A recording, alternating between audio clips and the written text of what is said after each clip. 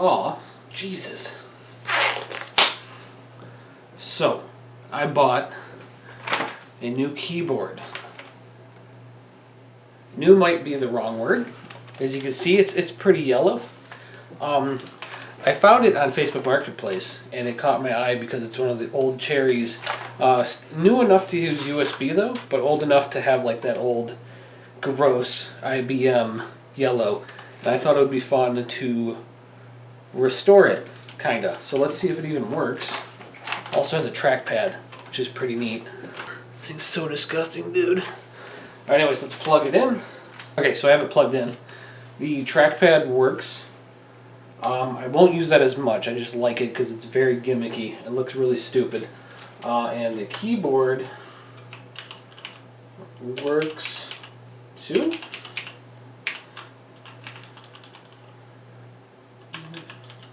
Oh, we have no G, no H. Okay, so some keys don't work. We're going to get a closer look at this reason as to why you shouldn't smoke cigarettes. So let's take a look. Under the brighter light of this workroom, you can see how gross this thing is and why I'm wearing gloves. So we flip it over. We have this piece of tape here that spans across the back of it.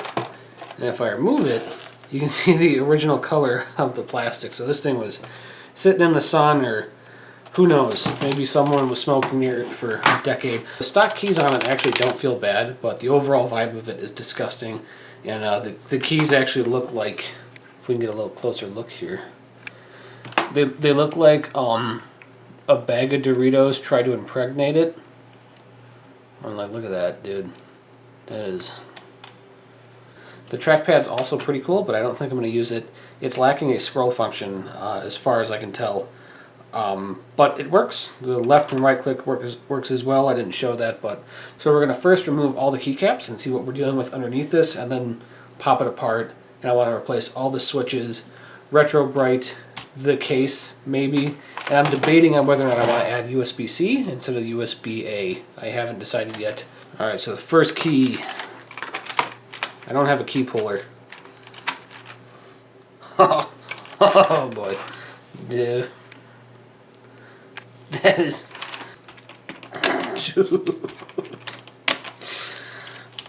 Oh, I don't think the camera's doing this thing justice. I probably should be wearing a mask too, honestly. I'm gonna throw all these inside my container for probably a couple of days. Just let it sit. Oh. Oh. Dude. Oh, this is so gross. I don't know. You can totally see that on camera. Oh my god. Honestly, I'm surprised it works. Oh, holy shit. It's probably worth it. We're stuck. I should double up. How many health here? So never double up. Oh, it's a heavy stabilizer issue. I feel sick touching this. I might get this. I'm gonna stabilizer. Hold.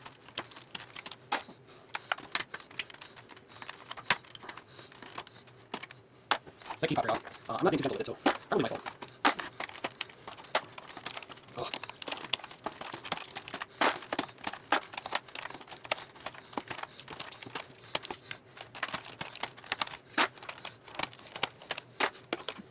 Alright, so we're going to zoom in here and get a full layout of this. Like, just look at that.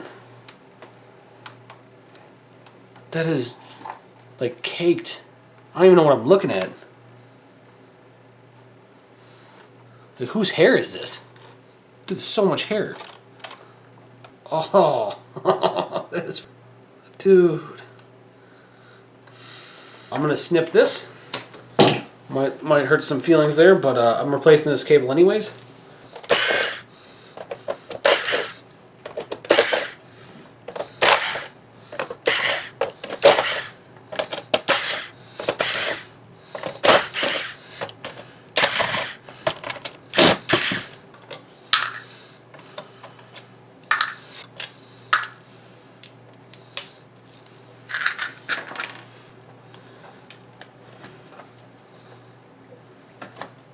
Okay, so the trackpad cable glue mount is removed, and now we're going to get a full look at this. So that's that. Disgusting, right? We can all agree, right? Gross. Okay, so I'm going to try to lift the PCB and flip it as much as I can, and look at that. Dude. Some corrosion. We won't be able to tell how bad until this small dog is removed from the PCB. I don't even feel like touching it to explore it until it's fully cleaned, but it looks like all the keys are on one PCB, and then the microcontroller for the processing is right up there, which is pretty neat. So there's so much hair on my bench. This is the trackpad, so I'm going to remove that as well. Oh. Okay.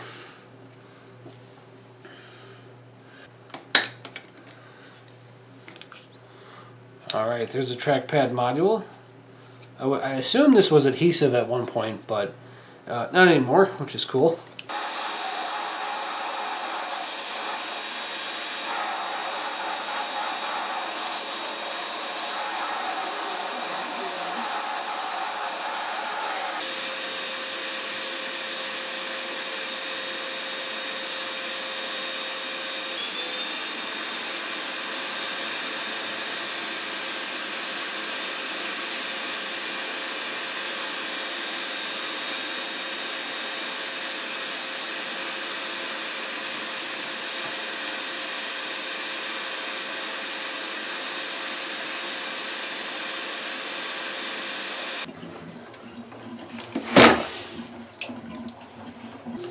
Okay, so even with the PCB somewhat clean, I still don't want to touch it because it's disgusting.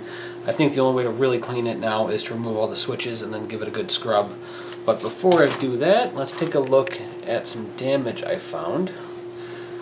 If you look right here, you can actually see a break in the PCB that is cutting through what looks like 4 traces. We have this one right here, maybe this one, and then back up here. So that could be why those keys aren't working.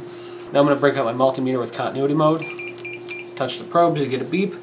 I'm going to see if this trace is broken by probing it. So I'm going to touch this solder joint right here, and then just follow this trace. This is the break right here. Comes up over here, drops down right here, and there's no continuity at all. So now I can do it up here as well.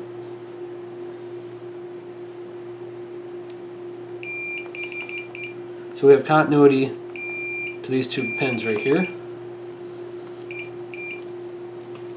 And we only have continuity right here when I push down on the PCB, which means it's an intermittently broken trace. And I think that's it as far as broken traces go. So now we can remove all of the switches. To do that, I'm just going to use my desoldering gun to suck up all the solder on the solder side and then break the switches free from the gunk and little sweat joints with some wire strippers, just rocking them back and forth and pulling them out like they're rotting, decaying teeth.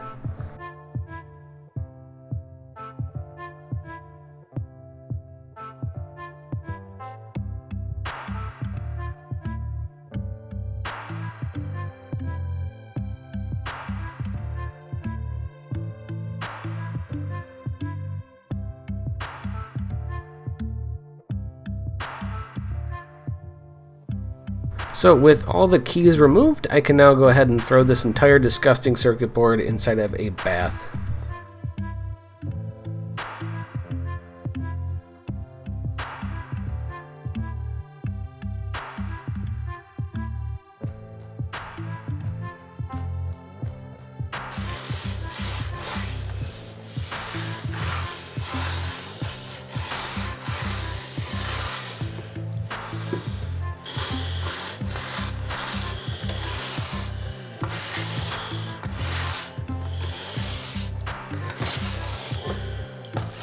The cleaning process for the most part is done. I didn't document the full process of me cleaning it. It was the tub and scrub that you saw, followed by a rinse off, followed by an isopropyl alcohol flush that displaces the water, which makes evaporating a lot quicker, followed by a 30-minute session inside of my dedicated circuit board oven to dry up anything else. There's still a few wet spots, but I'm not worried about it because we're going to do some stuff to it and it'll evaporate and it'll clean. So before we start adding switches to this, I wanted to go over a few things. that I found during the key removal process. Up top, this is a single-sided PCB, and up top is a copper layer that's not being used for traces. We have these jumper wires that are being used to jump parts on the other side of the PCB, which is pretty interesting. So they could have routed stuff on top, but they didn't. It was probably cheaper to do it this way. We have a lot of corrosion up top though, so since it's copper, it did eat away at it. Thankfully, nothing is being routed on top. So I'll have to clean that up. We have a repair jumper right here that I'm not too fond of. Someone repaired this jumper. You can see it's blobby, so I'll have to redo that. And this module, you can't really tell on camera, but there's a bunch of stuff underneath it. There's jumpers underneath it, and I am probably going to remove that next to see if there's any damage underneath that, because I've come this far, I might as well do it proper, I guess. Yeah, that's pretty much it. Since this is a single layer board, or a single-sided solder terminated board, the top layer is actually routed for ground, but only with jumper wires. I was able to remove this module with nothing but an iron and wick, which made the process a bit easier than it would have if I used the desoldering gun.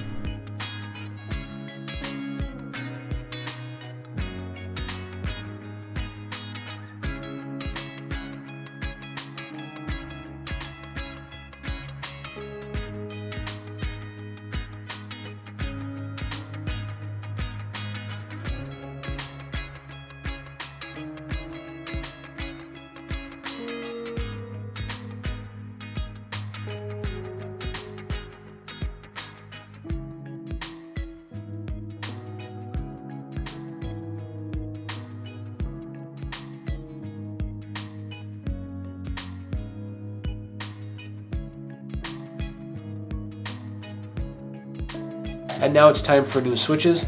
I wanted this thing to be clicky, so I bought these Gatoron Blues, which are pretty annoying. Love it. Before we start swapping the switches, I wanted to go over the switch differences. So the original switch, this one was one of the least defensive ones that I had. The original switch is 4-pin. My replacement switch is 2-pin. The 4-pin kind of matters for some of these switches. So this is a switch that had an LED, or a switch that could have an LED. We have this hole right here. That's where a 3mm LED will probably stick up to illuminate the keycaps. On the back side, or the underneath of the key, we have a diode symbol. So, and two little holes. So an LED would be placed through that and then terminated on the PCB. However, they're not doing that with this switch. They're actually using this as a jumper. So if we look on the inside here, you can see that wire. It's just acting as a jumper, which normally shouldn't matter, but on the PCB, there are a few places where they're using this jumper as a connection for other traces. So similar to the jumpers we have on the back of the PCB, they're accomplishing it with these switches, which is kind of cool. It's a nice way to eliminate having to solder more crap to the PCB for these switches. So when I solder these switches on, I have to make sure to manually jump those as well. For example, if we look right here, we have two switch configurations. One switch is just being used to close the key contact. This is where the jumper wire would be. There's nothing here. Over here, however, we have the two contacts for the switch, and then these two traces right here, which would be connected via that jumper. So I have to go through the PCB and just jump these traces with a piece of wire to make sure that signal is connected. And now for the fun process of jumping a million little connectors like this. It's just two small solder blobs on top of these pads, and then I'm going to jump it with a 28 gauge bare copper wire. I think it's 28 gauge. Bare copper wire is nice for this because I don't have to strip anything, and I can just kind of just run down all the rows that need this jumped.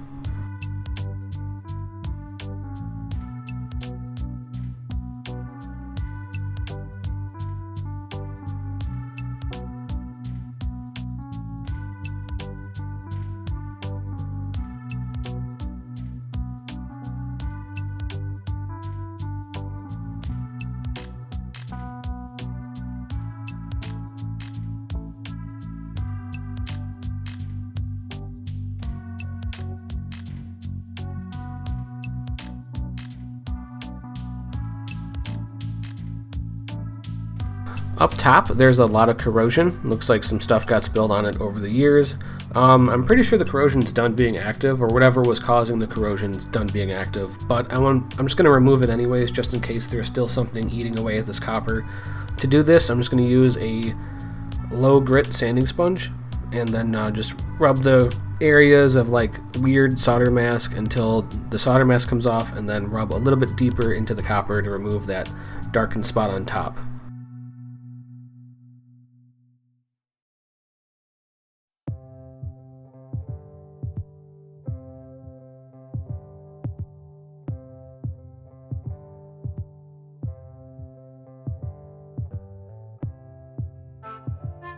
And now that everything's removed, I'm just going to go ahead and cover the exposed copper with conformal coating to protect it. That exposed copper is now covered, very shiny, and now we're going to start stuffing switches.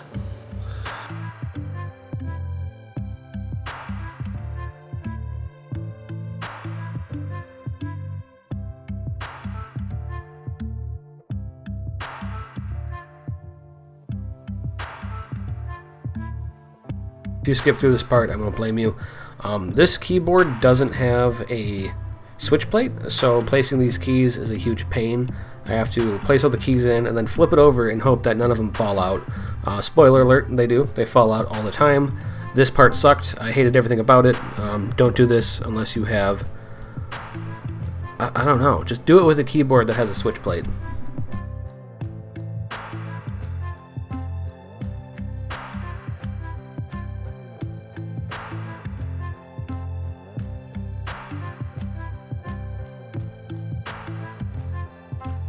And now for the what should be fun part, just soldering all of these switches into place.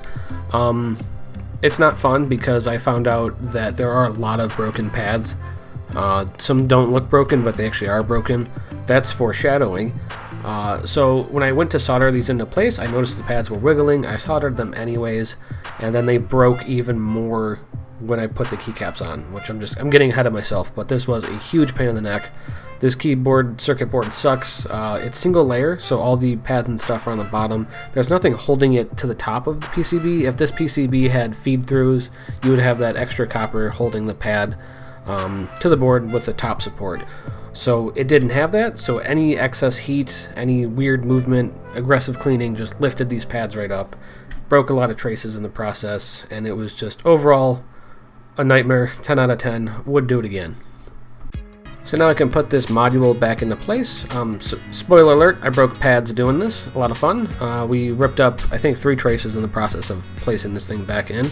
It just pushed up those pads and removed them from the PCB, so I'll have to fix those with jumper wire as well.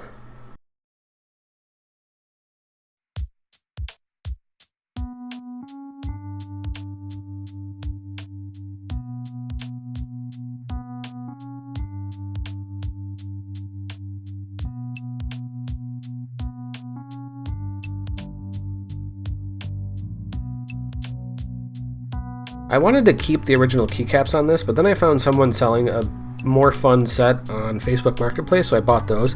So I started installing the old keycaps, and then found those after I installed all of them, which I don't show installing those ones, I don't think, but in the process of installing those keycaps, I broke more traces because the pressure of the keycap getting pushed down just was enough to push that trace off, or that pad off, which then broke traces. So I had to go through this entire keyboard like 3 or 4 times just patching broken pads and traces. And I'm showing a little snippet here. The most common failure was just pads falling off at the switch lead. So to fix that, I just grabbed some bus wire, scraped out that solder mask, soldered a wire on top of that soldered a wire on top of the exposed trace. I'm losing my mind. And then just jumped that to the pin and then wrapped it around and soldered it. This makes replacing the keys a bit more of a pain in the future if I have to, but overall it's not too bad and it restores function. Now you might think installing keycaps onto this would be easy. Turns out I broke even more traces putting the keycaps on, because when I put the keycaps on and pressed down on it, it would lift pads and traces on the flip side. So not only did I remove pads and traces, removing the old keys, installing new keys, I also broke them installing the keycaps. That's just how weak this board is. It is crazy. The pads lift any which way, And it's kind of ironic because I didn't want this to be a trace repair video, and that's kind of what it turned out to be. So if you look very closely, you can see a lot of jumper wires, and I will show you even closer. So we have our typical jumper wires that are acting as that short that the original switch had, but then we have jumper wires that are acting as replacements for pads for the switches. We have this one right here running along, tying it up there, one right there. Some switches are missing both pads, which is fun. Yeah, it turned out to be a trace repair. I don't want to say nightmare because I had fun doing it, but it was a thing. It was an episode. And now it's time for something I've never done before, which is retrobriting. I bought this solution on Amazon. I think it was like $18. I bought a bucket, and then I'm just spraying the yellowed stained plastic with this solution, and I'm going to let it sit for like, I think I let it sit in this bucket for like 8 hours with UV light on top of it. I also bought UV LED strips to put on the lid, and then I'm going to power those strips with the lid on top and shining down on the yellowed plastic, and it should remove all that yellowed gunk.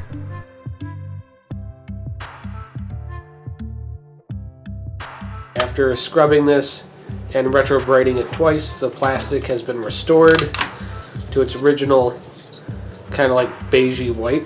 This is the inside plastic, so it was never exposed to UV, and this is the outside plastic, and it matches it pretty well. And now it's time to close this thing all up. I wish I could say this was the last time I closed it up, but I had to take it apart like 4 more times after this clip because I got some stuff wrong. I replaced the USB cable with this nice braided one. I just soldered it directly to the old connector, and it's good to go. I wish it was good to go. Like I said, I had to take this apart like 4 more times. 5 times? I don't even know.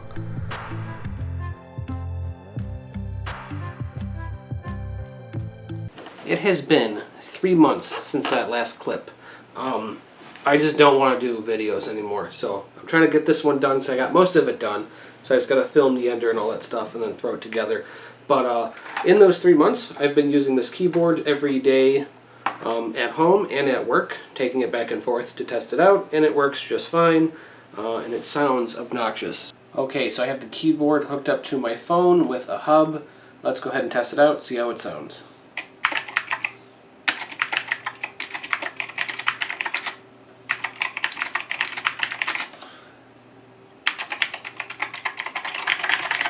So it works and it looks awesome. It's going to get more use at my office than it will at home, but I'm very happy with how this turned out. That's it for this video. Thank you so much for watching. I have a feeling I'm done making videos. I'm not too sure yet. It took me forever to get this one out because I just don't care anymore. But I had fun repairing this, so I wanted to document the process and just finish the process. So if this is my last video, thank you so much for watching up until now. If it's not, I'll see you next time, but who knows.